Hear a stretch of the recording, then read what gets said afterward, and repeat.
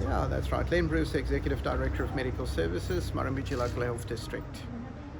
Alrighty. Good morning, everyone. Welcome to our update regarding the Bureau for Health Information's quarterly report.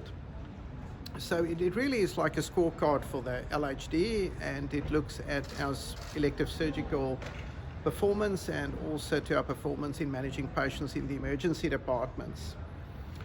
So you will be aware that in March 2020 there was a pause on certain categories of elective surgery, which obviously impacted our surgical wait list. But we were lucky enough to secure additional funding from the federal and state government to increase our surgical activity since the beginning of 2021. And the number of cases performed in the LHD in the quarter from April to June 2021 was the highest ever, which I'm really proud of. And I've asked one of my colleagues, Godbier, the MLHD surgical stream lead, to give you a little bit more information about what it took for us to get all these cases done. But we did 2,554 elective cases in the MLHD for that period. And that is almost 500 more cases than the previous quarter. So we managed during that time to complete 99.8 and 99.7% of urgent and semi-urgent elective surgeries within their allocated time categories. And what was even more rewarding was that on the 30th of June, we only had 3,188 patients on our waiting list. Now that seems like a lot, but at the end of March, there were 3,567. And if we look at the same time last year, there's more than 600 patients less. So we managed to do 600 cases in addition to all the other cases that were added to the waitlist. So that's been a tremendous achievement for us as an LHD. And just think about those extra 600 people who had their operations done. Especially people that were waiting for joint replacements, cataract surgery, children requiring, some throat procedures. So, surgery is life-changing. So it was really rewarding for us to be able to provide this service to the community. The emergency department presentations have increased, which is, not unexpected, because we knew that there were patterns of hospital avoidance during the first COVID outbreak. And if we look at April to June 2021, there was 36,921 emergency department presentations, compared to 28,082 in the same period last year. But remember, April to June, we were in the midst of the first wave of COVID. The biggest increase, however, was seen in category 4 and 5 patients, and it's category 5 is 45.9% up from the same period last year, and category 4 up 42% from the same period. So EDs are getting busier. It's still not quite as busy as pre-COVID, but the activity has definitely increased. We've been able to care for patients in a timely manner, and the MLHD median time spent in the emergency department was 2 hours and 3 minutes, which is about an hour less than the state average, so that's great. And 77% of patients leave the emergency department in less than 4 hours, whether or not you get admitted or you get discharged home. So that's obviously, great work by our team in the emergency department. The other bit of information that's always important, and especially with the current media focus on emergency departments, is the so-called transfer of care. In other words, the time it takes for the patient to be handed over from the ambulance to the staff in the emergency department. Now the KPI is 30 minutes, and we managed to do that 88.3% of the time, aiming for 90%. So once again, a sterling work by our emergency department teams, the ambulance service, so we want to extend our thanks to them. I'm now going to ask my colleague Ray Godbier, who's the MLHD surgical stream lead, to just give a bit of an insight about what it took to do all these extra elective surgical cases. Ray. Just get your name for the record first, Ray, and then. Hi, I'm Godbier. I'm the Surgical Stream Services Lead. So we, as Dr. Bruce has alluded to, that were able to complete over 2,500 elective surgical cases from April to June. We had such a backlog of patients, surgical patients, due to the COVID response, the COVID pandemic with surgery, that we had to decrease surgery initially due to that pandemic response. So to ensure that we had a goal by the 30th of June to have no overdue patients by the 30th of June, and we were able to achieve this. So it was a huge team effort. It was a whole team approach. So I'd really like to thank the medical staff, the surgeons and the anaesthetists, the nursing staff, our sterilising team for all of our instruments, our radiographers, pharmacists and allied health staff. So without all of those staff coming on board and helping out, and also our health share staff as well, that the staff that actually clean our facilities and help to feed and nourish our patients, without that whole team approach, we wouldn't have been able to achieve what we were able to achieve. And not to mention our theatre booking staff that manage our wait lists as well. One of the strategies that we put in place was to ensure that all of our elective lists were fully and optimally booked. So if we had any cancellations, we were calling patients in to fill up those vacancies at short notice. So I'd also really like to thank a lot of the community and the patients. You know, they would receive a call, unfortunately at quite short notice sometimes, to come in to have their procedures done. So without their support, without that community support, we wouldn't have been able to achieve that as well. And to thank their workplaces as well, their families and relatives and carers for bringing them into our facility so that they can have their procedures done and to care for them post-operatively in the home. I'd also like to thank a lot of our district sites. Some of the one of the strategies that we actually put into place was not only by increasing the number of theatre lists that we were performing here. We opened up an extra theatre within Wagga Base, but we also actually increased our surgical activity across the whole district. So that was including our smaller district hospitals, our smaller district sites. So we increased the surgical activity at those theatre hospitals to allow for extra cases to be performed there. So it was allowing patients to have their surgery perhaps a little bit closer to home, to avoid some of that extra travel, and also to have their surgeries done in a more timely fashion, so they weren't needing to wait as long for their procedures, and freeing up a lot more space for those more complex procedures like our joint surgeries and those things like that here at Wagga Base Hospital and also at Griffith. So that was, one really key strategy that we had implemented here within Murrumbidgee. So I'd really like to thank the community and their support and their understanding moving forward, because it has been quite a challenging 18 months it has been now. So it was really quite challenging. So I really from the deep of my heart would like to thank the community and the whole of Murrumbidgee for their support and their patience while we were able to get our wait lists back to, had no overdue patients as of the 30th of June. So we were one of the only LHDs within the state that was at what we call 000 for critical, semi-critical and non-urgent elective surgeries for the state. So that's a huge achievement, and I'd really like to thank the team and the community for all of their ongoing support. And so moving forward, it's not just the COVID response. Moving forward, we'd actually like to keep a lot of these strategies in place for our surgery and for our elective surgical patients.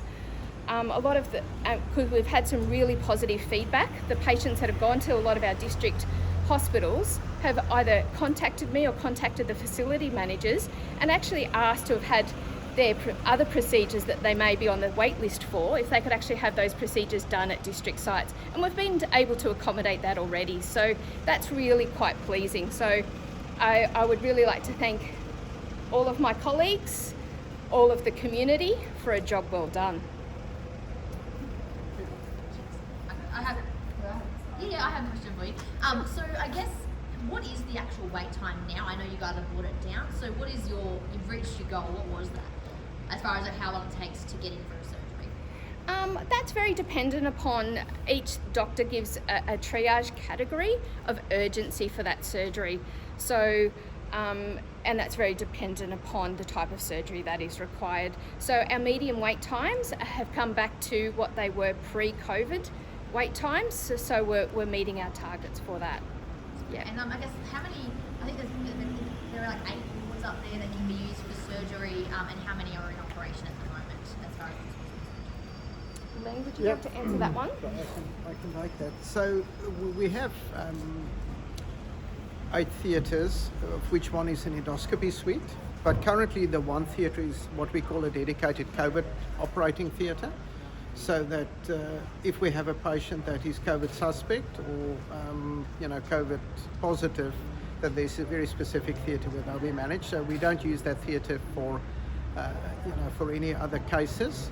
So depending on the number of emergency theatres we have, we would have 6-7 theatres running depending on surgeon availability. I think the other group of people we need to thank is obviously the private hospitals contributed quite significantly in helping us with extra theatre capacity.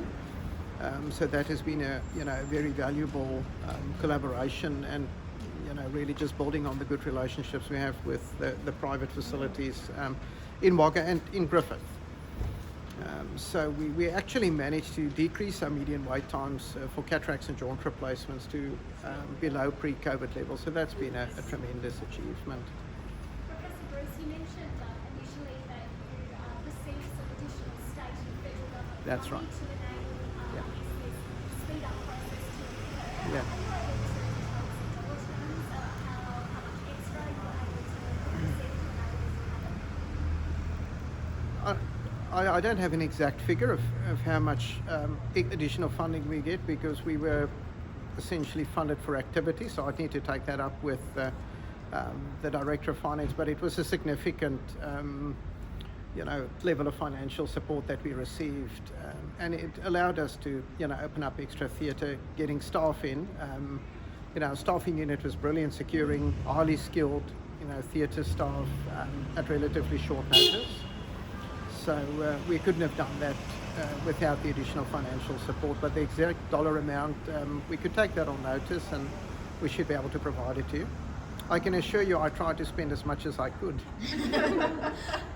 Just a clarifying question as well. You mentioned the emergency department. I did have a look at the report Yeah. this morning.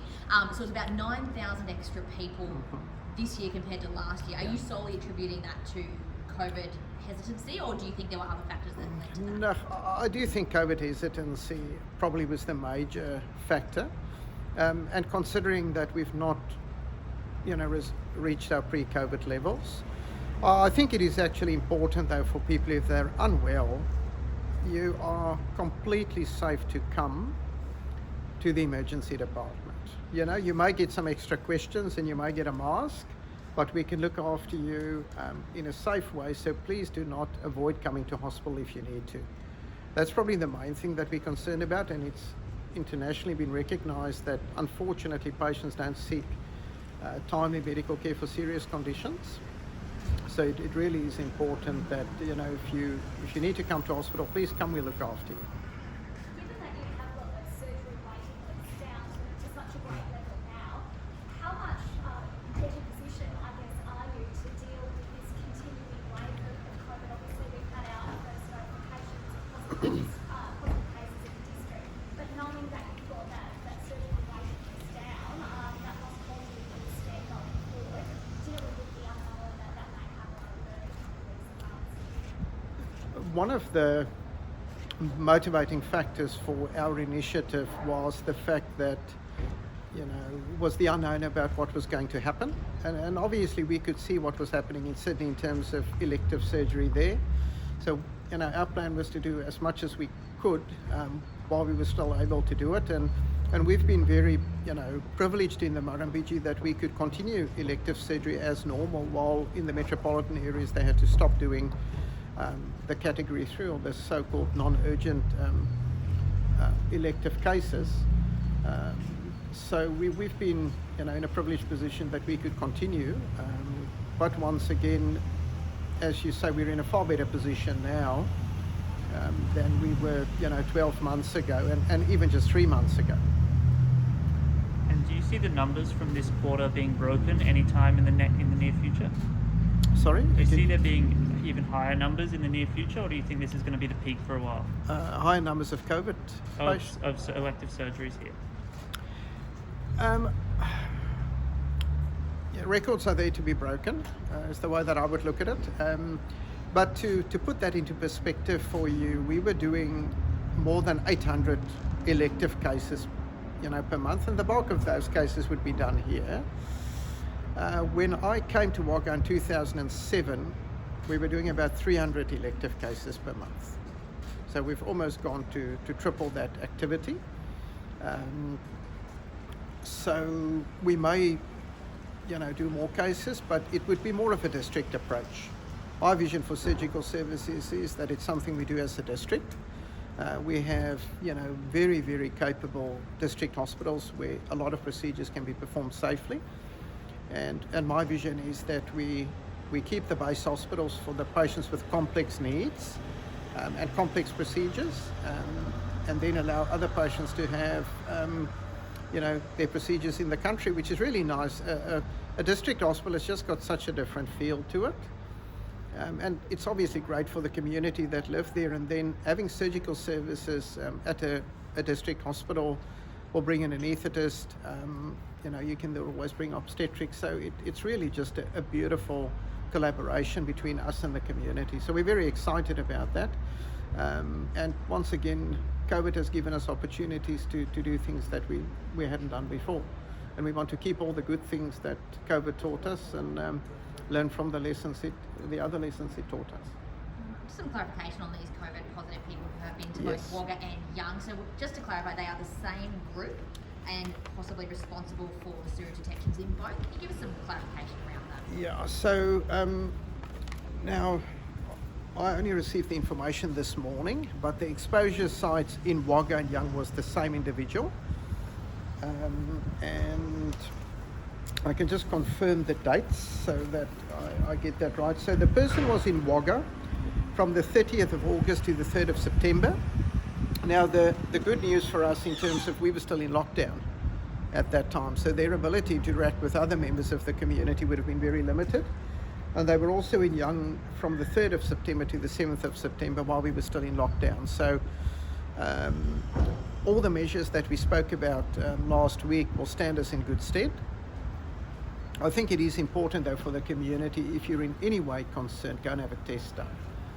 All right, especially, hay fever season is coming. Very difficult to say if you've got hay fever or, COVID. So if you're in doubt, rather go and have a test done. The results will come back quickly. So, that is the way for us to make sure that we don't have community spread. I take it that there's contact tracing underway in both Wagga and Young at the moment in terms of... Most definitely. So our public health unit is hard at work doing contact tracing for those particular individuals. And as the information becomes available, that will be, shared with the media and with the community. There has been a bit of a testing blitz over in Young and Harden over the last 2 days and even today. So far, no cases out of that, just to clarify? As far as I'm aware, there's no new cases at the moment, but I won't be able to tell you if all those swabs have been tested yet. Now, there was also a positive case detected in Albury. Yeah. Can you just touch on those as well?